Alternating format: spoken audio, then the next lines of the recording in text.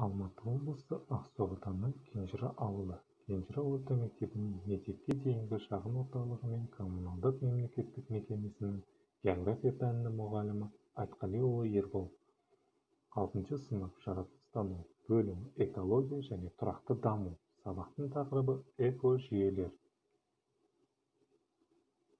Сабақтың мақсаты экожүйелердің құрамдас бөліктерінің өзара байланысын анықтау. Экожүйенің құрамдас бөліктерінің өзгеру себептерін сипаттау. Экожүйенің құрамдас бөліктерінің өзара байланысын график түрінде көрсету. Ал балалар, енді бейне роликке назар аударамыз.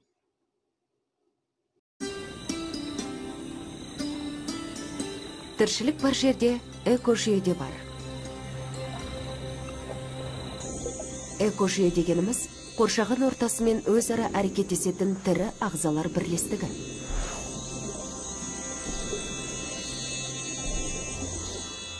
Экожүйелердің көлемдері әртүрлі, кішкентай тоғаннан үлкен орманға дейін.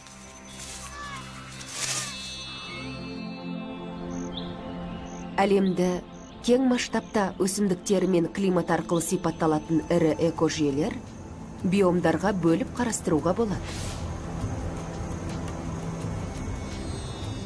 Негізгі биомдарға ылғалды тропикалық ормандар,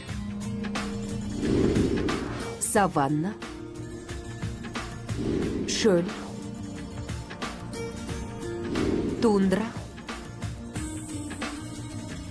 жапырақты ормандар, қылқан жапырақты ормандар жатады. Әрбір биомда тіршілік ететін түрлердің сан түрлі болуы биоалуандылық деп аталады. Барлық экожүйелердің ортақ ерекшелігі тірі ағзалар түгелдей қоршаған ортамен өзара тәуелділікте болады. Абиотикалық факторлар деп экожүйенің жансыз компоненттерін, мысалы климат және топырақты айтамыз.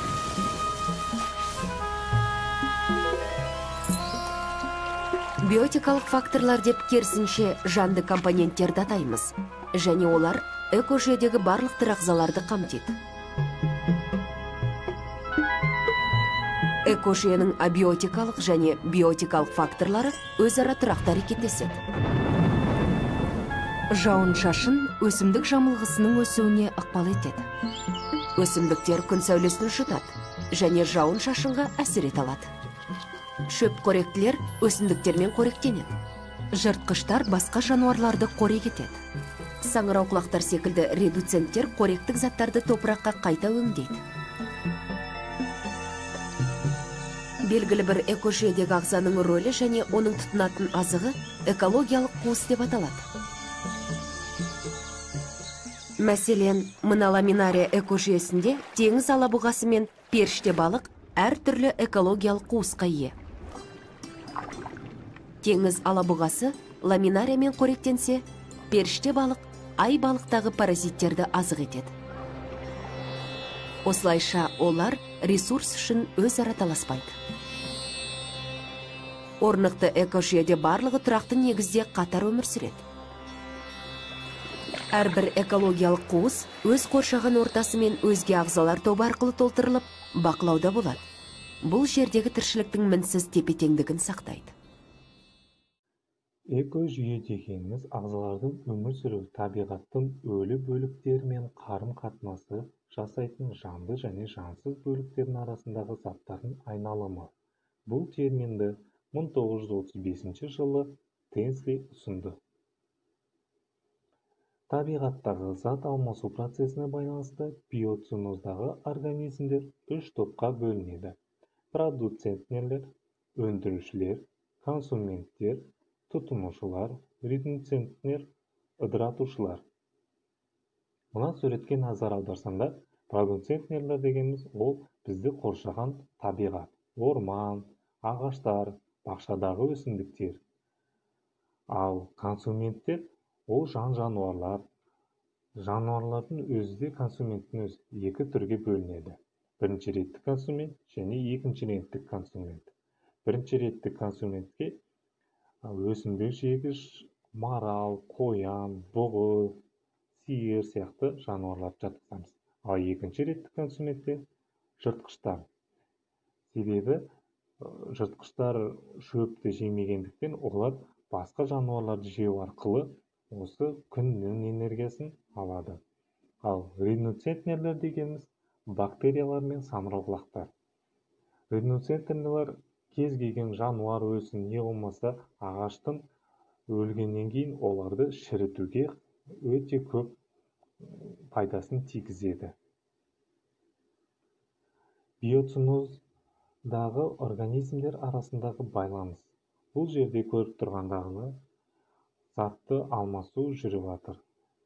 Мына табиғаттағы өмір сүрген жануарлар өлгеннен кейін солардың денесін шірітуге бактериялар қатысады. Бактериялар қатысқаннан кейін олар қайтадан өңделіп, сол жерге қорда болады, сосын қайтадан шөп өсіп, жаңа табиғат жанданып үдеріс жүреді. Құрылымына байланысты экологиялық жүйелердің бірнеше түрі бар. Құрлықтық экологиялық жүйе, оған тундра, тайга, орман, дала, шөл, шөлейттер жатады. Тұщы су экологиялық жүйесіне ағынды сулар, көл, тоған, өзен, бұлақтар жатады. Ал теңіз суларының экологиялық жүйесіне теңіздер мен мұхиттар жатады. Бірінші тапсырма. Экожүйе дегеніміз не? Экожүйенің құрамдас бөліктерін атаңдар. Экожүйе қандай жерлер бар, мысалдар келтіреміз. Биотоп дегеніміз не? Осы сұрақтарға жауап береміз. Ал енді тексеріп алайық. Тірі организмдер қауымдастығы өзара алмасу жүретін тіршілік ортасын тұратын биологиялық жүйені экожүйе деп атаймыз. Экожүйенің құрамдас екі құрған бөліктер тобынан тұрады. Абиотикалық, жансыз табиғаттар. Ал екіншісі биотикалық, жанды табиғат құрам бөліктері. Биоценоз өсімдіктер мен жануарлар әлемі және микроорганизмдер әлемі өкілдерімен жиынтығы өзінің тән климатты және жер бедері бар биоценоз тұратын құрлық немесе су айналымы биотоптар құрайды. Екінші тапсырма. Биоценоз экотоп. Дискрипторға қарап, осы кестені толтырамыз. Экожүйенің құрамдас бөліктерін анықтайды. Биоценозға анықтама береді. Экотопқа анықтама береді. Экожүйенің түрлерін жіктейді. Ал тексереміз. Биоценоз өсімдіктер мен жануарлар әлемі және микроорганизмдер әлемінің өзіндік жиынтығы. Экотоп экожүйенің құрамы екі құрамдас топтан тұрады, абиотикалық және биотикалық. Осыны біз экотоп деп атаймыз. Қорытынды.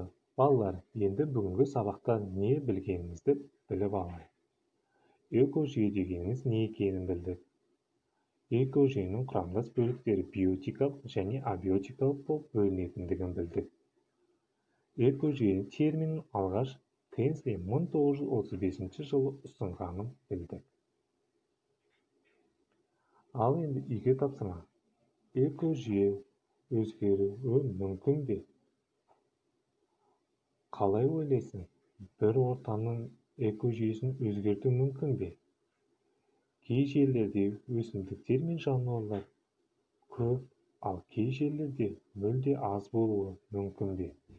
Осы сұрақтарды үйде орындап келеміз. Ал енді рефлексия. ББ кестесі арқылы бүгінгі сабақта не білдім, не болмаса білемін, или нені білгім келеді. Назарларыңызға рахмет. Сау болыңыз.